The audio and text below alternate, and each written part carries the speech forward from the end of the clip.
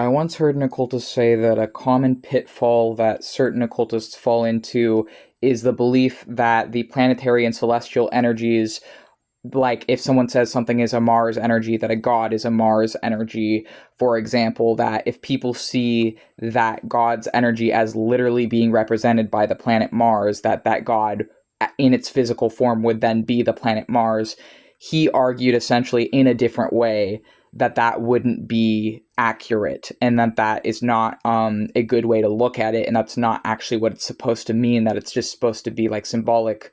It's not supposed to be literal like that. And I think that that's a perfectly valid interpretation, and I respect that person's interpretation. However, as a pantheist, someone who thinks that the physical universe itself is the body of the gods, or if you're a monotheist, then is God, would be my interpretation, that the physical universe itself is actually the body of the gods.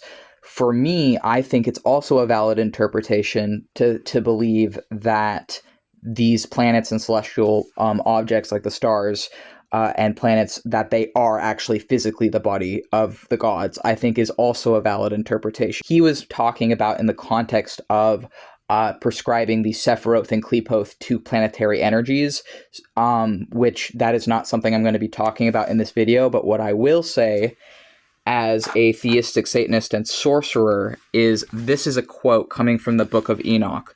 Take a listen to this. I beheld another splendor and the stars of heaven. I observed that he called them all by their respective names, and that they heard. In righteous balance, I saw that he weighed out with their light the amplitude of their places and the day of their appearance and their conversion. Splendor produced splendor, and their conversion was into the number of the angels and the faithful. Then I inquired of the angel who proceeded with me, and explained to me secret things, what their names were. He answered, a similitude of those has the Lord of spirits shown thee. They are the names of the righteous who dwell upon earth, and who believe in the name of the Lords of spirits forever and ever. So here we see, written here, this is the origin of the belief that the stars are physically and literally angels. This is the origin of the occult belief that the stars and planets are the angels and gods. And also in this, it would be saying that humans can become angels and can become the stars. So that's my personal interpretation of this. And I put these notes here. Those faithful become the stars and the angels. The stars represent the angels and the faithful in mankind. Also implies that the faithful become angels and stars too, where the idea of angels as stars comes from.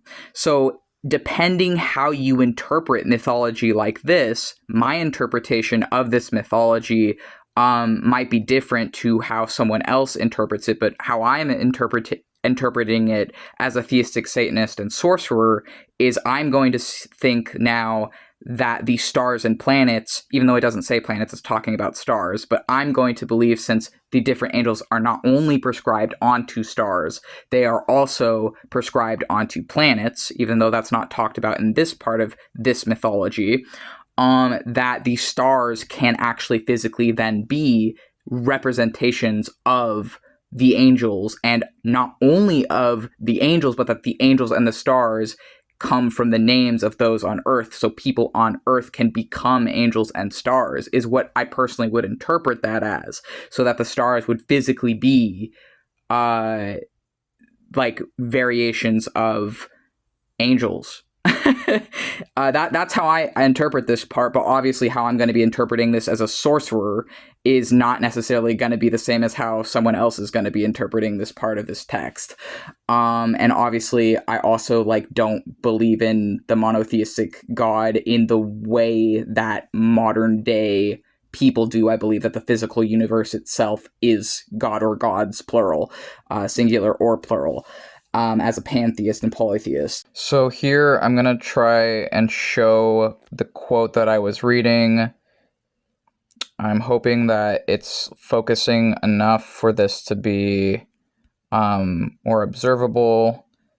Yeah, this is where I was reading in my copy of the Book of Enoch, and I will say that as a theistic Satanist and sorcerer, the Book of Enoch is one of my primary sources for my own belief system, and I know that there are many other sorcerers who actually consider the Book of Enoch to be a primary source for if you believe in angelic forms of Satan, because there are theistic Satanists that do not believe in angelic forms of Satan, that do not believe in angels.